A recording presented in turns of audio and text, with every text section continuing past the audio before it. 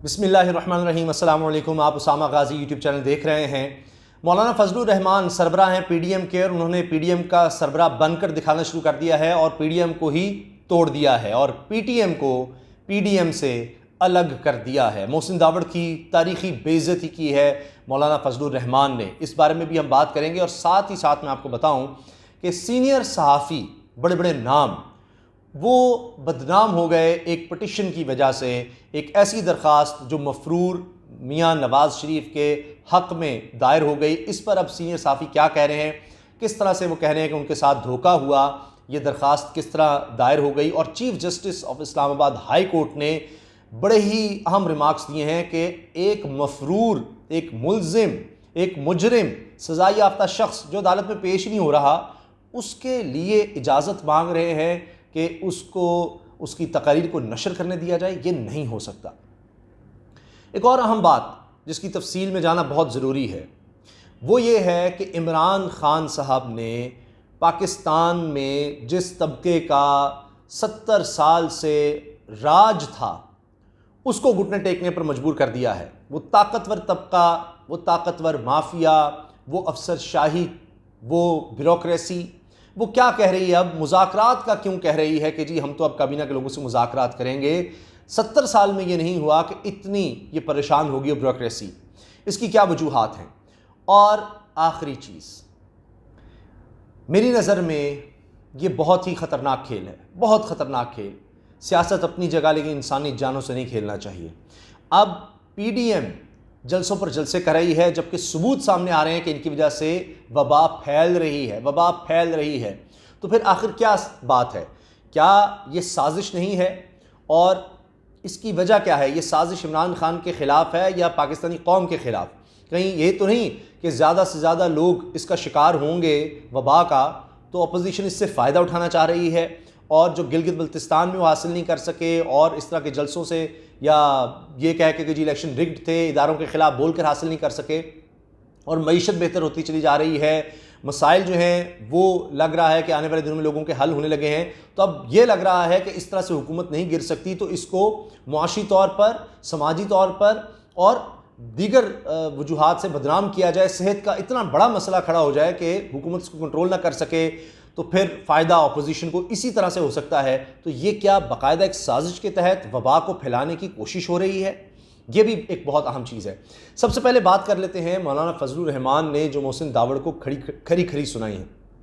हुआ ये है कि इजलास हुआ बुध के रोज़ पीडीएम का, उसमें अब बात हो रही थी तंजीमी ढांचे की, किसको क्या ओहदा देना है। उसी दौरान मोहसिन दावड़ बोले, कोई बात उन्होंने की तो फजलुर रहमान साहब गुस्से में आ गए। उन्होंने कहा कि आपसे किसने बात की है, आप किस हैसियत में बोल रहे हैं, आपको यहाँ बुलाया किसने है? अच्छा, ये तल्ख जुमलों का तबादला हो गया है। मोहसिन दावड़ पश्तून तहफ़्फ़ुज़ मूवमेंट के जो अपने आप को सरबराह कहते हैं तो मेंबर कौमी असम्बली, फजलुर रहमान ने कहा कि आपकी ना तो पार्टी रजिस्टर्ड इलेक्शन कमीशन में, ना आपका कोई स्टेक है, आपको बुलाया किसने, आप बोल क्यों रहे हैं? तो मोहसिन दावड़ ने कहा कि खैर उनके बोलने से पहले कि मोहसिन दावड़ बोलते, मौलाना ने ये पूछ लिया कि किसकी दावत पर आए हैं। तो वहाँ पर जितनी लीडरशिप थी, जितनी जमातों की भी थी, नून लीग, पीपल्स पार्टी, दीगर जमातें, कोई भी नहीं बोला, यानी कोई बोला ही नहीं, चुप कर गए, जैसे किसी ने भी उनमें से नहीं बुलाया मोहसिन दावड़ को। तो मोहसिन दावड़ ने कहा जी मैं खुद आया हूँ और अपनी ज़ाती हैसियत में आया हूँ। फजलुर रहमान साहब ने जवाब दिया, ये क्या ज़ाती हैसियत क्या है, आप आइंदा नहीं आएंगे, पीडीएम का ना आप हिस्सा हैं, ना आपको कोई आइंदा बुलाएगा, ना आपको अब किसी ने बुलाया है, और आइंदा मत आइएगा। तो उनको पीडीएम से निकाल दिया। तो पीटीएम तो फारिग हो गई पीडीएम से। तो ये एक तरह से हम कह सकते हैं बाकायदा एलानिया तौर पर आप कह लें कि अब पीडीएम टूट गई है।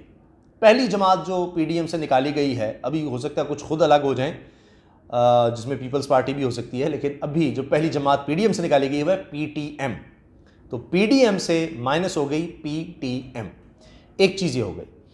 अब मैं बात करना चाह रहा हूँ ताकतवर तबके के हवाले से, उसके बाद आते हैं अपोजिशन की बात भी करेंगे और वो पटिशन की भी। जल्दी से मैं बात कर दूँ कि हुआ ये कि बहुत सा देखा गया कि जी पाकिस्तान में जो हुकूमती मसाइल हैं वो चलते चले जा रहे हैं, हर अफसर की कोशिश होती है। और यही हमारी ब्यूरोक्रेसी दुनिया की सबसे अच्छी ब्यूरोक्रेसी थी। पाकिस्तान जब बना तो हमने वो भी बातें सुनी हैं कि किस तरह से कागज़ भी नहीं थे, कलम नहीं होते थे, किस तरह काम किया गया इस ब्यूरोक्रेसी की तरफ से और सरकारी अफसरों की तरफ से। लेकिन फिर करते करते ये हुआ कि सियासत आ गई और सियासतदानों ने इनको अपने लिए इस्तेमाल करना शुरू कर दिया और फिर इनकी पोस्टिंग्स, ट्रांसफ़र्स इस चक्कर में होने लग गई कि कौन किसका रिश्तेदार है, कौन किसके साथ अच्छा करता है, कौन उनको समझाता है, और अकबरा परवरी, रिश्वत, ये सारी गेमें जब शुरू हो गई तो फिर इस तरह से हमारी ब्यूरोक्रेसी तबाह होकर रह गई।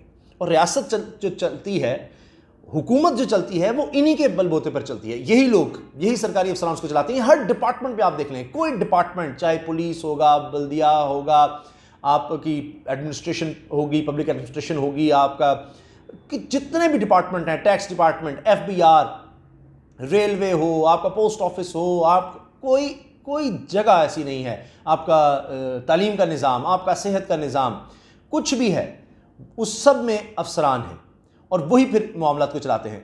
तो हुआ ये कि फिर ये सारा काम शुरू हो गया। इमरान खान ने आकर ये एजेंडा बनाया, ये कि हमने इसमें रिफॉर्म्स लेकर आनी है, और बहुत सी बातें हुई कि सियासी मुदाखलत से लागू। ये भी अब बात हुई कि जी 20 साल तक के बाद भी रिटायर हो सकता है, जबरी रिटायर हो सकता है, कमेटी देखेगी इसने अच्छा परफॉर्म किया, इसकी हर साल की परफॉर्मेंस कैसी थी, इसके ऊपर केसेस तो नहीं, करप्शन नहीं, ये सब बातें। अब हुआ ये है कि ब्यूरोक्रेसी इस चीज़ से परेशान हो गई। पहले भी ये इल्ज़ामात लगे कि जी जब से तहरीक इंसाफ की हुकूमत है, ये ब्यूरोक्रेसी गो स्लो की पॉलिसी है, साइन ही नहीं करते। अभी भी ये हुआ कि गंदम और चीनी की दरामद में इतनी देर हो गई चूँकि जी वो नैब हमें पकड़ लेगा। अब भी ब्यूरोक्रेसी के जो सीनियर तरीन लोग हैं उन्होंने शिकायत की है, अपना जो उनका इजलास होता है, बैठक होती है, जो उनकी सीनियर तरीन बॉडी है, कि जनाब हम काबीना अरकान से मुज़ाकरात करेंगे कि हमारी सुनी जाए, हमारी मानी जाए।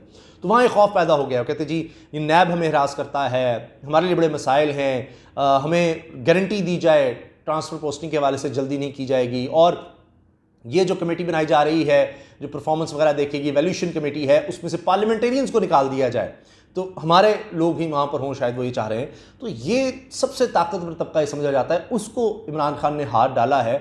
तो अब वो भी परेशान है इस बारे में कि इमरान खान किसी को भी नहीं छोड़ रहे, तो अब वो मुज़ाकरात की तरफ आ रहे हैं। ये सबसे ताकतवर तबका है और बड़े पर्क्स एंड प्रिविलेजेस इस तबके ने इंजॉय किए हैं। और अब ये भी हुआ कि इनकी तरफ से शिकायत अपनी जगह, लेकिन बहुत से लोगों को इनसे भी शिकायत हैं कि जी ये लोग काम ही नहीं करते, और जब अपना काम हो, अपनी मरात लेने की बात हो तो बड़ी जल्दी फाइलें चल पड़ती हैं, उन पर साइन हो जाते हैं, लेकिन जहाँ अवामी हो तो 10 उस पर कदरें लग जाएंगी, तब नैब से भी खौफजदा हो जाएंगे। नैब से तो बड़े बड़े मुलजिम छूट रहे हैं, तो अगर कोई ऑनेस्ट आदमी है तो किस तरह वो नैब उसको कुछ कह सकता है और फौरी तौर पर उसको फिर अदालत से रिलीफ मिल सकता है। बहरहाल एक तो ये चीज़। अब मैं बात करना चाह रहा हूँ उस दरख्वास्त की जो आई इस्लामाबाद हाई कोर्ट में। चीफ जस्टिस अतरम निल्ला साहब ने कहा कि आप किस हैसियत में आ गए हैं, सलमान खान राजा साहब जो दरख्वास्तदार थे, तो इससे मुतासर किस तरह है। पैमरा ने कहा कि मफरूर की जो भागा हुआ है, जो अदालत में पेश नहीं हो रहा, मुजरिम है, वो अगर नहीं आ रहा तो उसकी स्पीचेस कारी नहीं दिखाई जा सकती। तो इसमें किसका इस्तेहकाक मजरू हो रहा है? दो ही लोग इसमें हो सकते हैं, और परवेज़ मुशर्रफ के हवाले से भी अदालत ये कह चुकी है कि एक मफरूर शख्स है, उसकी तकरीरें नहीं दिखाई जा सकती। तो अब तो नवाज शरीफ ही बचे, तो किसका ये मजरूर है? क्या किसी को प्रोग्राम करने से रोका गया है? क्या इंसानी हुकूक किस तरह पामाल हुए हैं? क्या आज़ादी इज़ारे पर कदम लगी है? बताएं तो सही। तो मफरूर शख्स की तो इजाज़त नहीं दी जा सकती, वरना हर मफरूर, हर मुजरिम ये कहेगा कि उसको एयर टाइम दिया जाए। ये कैसे मुमकिन है? ये अदालत नहीं कर सकती। वाज़ेह रिमार्क्स आ गए। अब जब ये बात हो गई तो जिसने साइन किए हुए थे पिटिशन में, किसी ने कहा कि जी हम ये वापस ले रहे हैं, किसी सहाफ़ी ने कहा सारे हमारे लिए मोहतरम हैं, मगर कोई कह रहा है कि जी मैंने तो ये देखी भी नहीं पिटिशन, हमारे साइन ले लिए गए, हमने तो ये मीडिया पर पाबंदियों के हवाले से की थी, किसी एक शख्स के लिए नहीं, यानी नवाज शरीफ के लिए नहीं की थी, हम वापस ले रहे हैं। कुछ ये कह रहे हैं जी हमें तो बाद में दी गई पिटिशन, पहले हमारे साइन हो गए, ये सब कुछ हो गया। अब इधर उधर की बातें हो रही हैं। तो इसमें कुछ वो लोग भी हैं जो नून लीग के दौर में मुख्तलिफ ओहदों पर भी रहे, जिनको ओहदों से भी नवाजा गया। तो अब ये उनके लिए बड़ी सुबकी और शर्मिंदगी का बायस बन गई ये दरख्वास्त। और ख़ास तौर पे जो chief justice Islamabad high court के रिमार्क्स आए हैं वो कि किसी मफरूर शख्स के लिए आप आ गए, आप एक मफरूर शख्स की वकालत के लिए, उसके लिए दरख्वास्त लेकर आ गए हैं, आप पर कोई पाबंदी लगी है, मफरूर शख्स पे लगी है, और उसकी तकरीरें आप दिखाना चाह रहे हैं। यानी आइन कानून जिसकी इजाज़त नहीं देता, इतना क्या आपके साथ हो गया। फिर ये भी मीडिया में खबरें चल गई कि जी शाहिद खकान अब्बासी साहब मुस्लिम लीग नून के, उन्होंने कोई नाश्ता दिया है और उसमें सब लोग आए थे, वहाँ ये बात हुई थी, इनसे वहाँ पर साइन लिए गए, या ये बात हुई कि साइन करें आप सब लोग, इनके शनाख्ती कार्ड भी वहाँ पर लिए गए। ये कहानी भी चल रही है, लेकिन बहुत से लोग इसकी तरदीद भी कर रहे हैं। लेकिन ये पटिशन एक हकीकत है, इस पर साइन एक हकीकत है। अब ट्विटर का सहारा लेकर भी ये बात कही जा रही है जी हम तो इसमें नहीं थे, ये हो गया वो हो गया। आखिर में मैं बात करना चाह रहा हूँ, देखिए आज़ाद कश्मीर में भी लॉकडाउन, कई शहरों में लॉकडाउन, वज़ीर आला सिंध को वबा ने शिकार किया है, वो इस वबा में मुब्तला हुए हैं। इसके अलावा गिलगित बल्तिस्तान में आपने देखा कमर ज़मान कायरा साहब, कैप्टन टाइट सफदर अवान और बहुत से लोग, आमिर लियाकत हुसैन साहब को आप देखिए, शर्जील मेमन सिंध में वज़ीर, यानी इतने लोग। अब ये कोई ढकी छिपी बात नहीं रही। और ये दूसरी लहर ज़्यादा ख़तरनाक बताई जा रही है पहली लहर से। बलूचिस्तान के स्टैट्स जो आए हैं उसमें खुद हुकूमत ये कह रही है कि कोयटा में जो जलसा हुआ उसके बाद 3 गुना इजाफा हुआ, 3 गुना केसेस में इजाफा हो गया। ये वाज़ेह चीज़ें कह रही हैं। हुकूमत कह रही है हमने जलसे जुलूसों पर पाबंदी लगा दी, हम कोई जलसा जुलूस नहीं करेंगे। इस्लामाबाद हाई कोर्ट कह रही है कि ये नहीं होना चाहिए, लेकिन PDM अपोजिशन कह रही है हम तो जलसे करेंगे, हर सूरत करेंगे। अब क्या वजह है? हैरान कुन तौर पर पार्लियामेंट में इजलास में, पब्लिक अकाउंट्स कमेटी के इजलास में ख्वाजा आसिफ कह रहे हैं कि नहीं नहीं, यहाँ ना पार्लियामेंट चलेगी ना इजलास होगा क्योंकि मेरे 5 लोगों को हो गया है, शरीय ईमान सभा चलेगी। खुद अपोजिशन कह रही है कि ये चीज़ फैल रही है। तो वहाँ छोटे से इजलास नहीं हो सकते पार्लियामेंट के ऐसे माहौल में जहाँ आप दूर भी बैठ सकते हैं, जहाँ SOPs पर आसानी से अमल भी हो सकता है, सब लोग चेक हो सकते हैं, वहाँ वो इजलास की इजाज़त नहीं दे रहे। लेकिन जलसे जुलूस इजाज़त नहीं मिली, तब भी मानसरा में जलसा किया नून लीग ने, और कह रहे हैं आगे भी हम जलसा करेंगे, पेशावर में भी करेंगे, मुल्तान में भी करेंगे, करते रहेंगे। तो अब या तो इनको लोगों की ज़िंदगी की परवाह नहीं है, और देखते हैं कि खुद देख रहे हैं कि इनके लोगों को भी हो रहा है।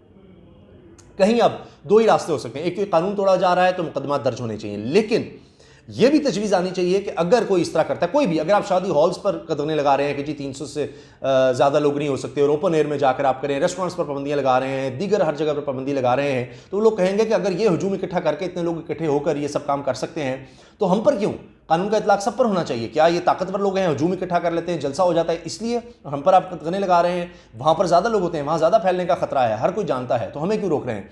तो एक तो कानून की खिलाफ वर्जी, और उसके बाद ये इंसानी जानों से खेलना, ये भी मुकदमात में मेरी नज़र में शामिल करना चाहिए कि आप इंसानी जानों से खेल रहे हैं। अगर खुदा न खास्ता कुछ हुआ, हुकूमत कह रही है कि अपोजिशन जिम्मेदार होगी, लेकिन अपोजिशन कहती है हम जिम्मेदार नहीं होंगे। राना सनाउल्लाह साहब ने तो यहाँ तक कह दिया कि सब मजाक है, वबा शबा कुछ नहीं, सब एक मजाक है, ये हमें रोकने के लिए सब किया जा रहा है, हमें रोकने के लिए किया जा रहा है। अच्छा, आपको रोकने के लिए अब हर चीज़ पर पाबंदी लगाई जा रही है, हुकूमत लॉकडाउन पर लॉकडाउन लगा रही है। तो ये कहीं ऐसा तो नहीं कि एक सोची समझी साजिश है कि खुदा ना खास्ता, खुदा ना अल्लाह ना करे कि इस तरह से फैले, जो कि फैल रहा है। रोज़ आप देख रहे हैं केसेस पहले से बढ़ रहे हैं, पहले से बढ़ते चले जा रहे हैं और तेज़ी से बढ़ रहे हैं, हलाकतें बढ़ रही हैं। तो जी हॉस्पिटल्स पे बोझ पड़ेगा और फिर लॉकडाउन लगाना पड़ेगा, मईशत नीचे जाएगी, लोगों की सेहत नीचे जाएगी, तो ये जो इकॉनमी रिवाइव हो रही है ये रुक जाएगा और सारा मलबा आएगा हुकूमत पर, इमरान खान पर, और इसी में फ़ायदा हो जाएगा क्योंकि अब तक जो अटैक्स किए वो कामयाब नहीं हो सके। तो अब ये सोचा जा रहा है, इंसानी जानों से खेला जा रहा है कि लोग मरते हैं तो मरें, उस हमने अपना सियासी फ़ायदा देखना है। जितने लोग मरेंगे, जितने लोग इसका शिकार होंगे, हमें तो उतना ज़्यादा फ़ायदा है, वरना खुद तो करंतना कर लेते हैं, खुद तो बड़ी एहतियाती तदाबीर हैं, लेकिन आम लोगों के लिए, आम इंसानों की, आम पाकिस्तानियों की कोई परवाह नहीं। तो ये तो मैं समझता हूँ ये कत्ल करने की, कत्लेआम करने की साजिश से कम नहीं है कि इस तरह लोगों की जानों से खेला जाए। आप मुझसे कितना इत्तेफाक करते हैं, ज़रूर अपनी राय का इजहार कीजिए। आपसे दरख्वास्त है कि सब लोगों से कि उसामा गाजी यूट्यूब चैनल आपके ताबन से चल रहा है, इसको ज़रूर सब्सक्राइब करें और बेल आइकन पर क्लिक कर दें ताकि हर वीडियो के बारे में आपको पता चल सके और बर वक्त आपको इस बारे में इत्तला हो सके। और अगर वीडियो अच्छी लगे तो लाइक ज़रूर कर दें और कमेंट्स में मेरी रहनुमाई करते रहें। आपकी राय मेरे लिए बहुत अहम है। अल्लाह हाफ़िज़। पाकिस्तान जिंदाबाद।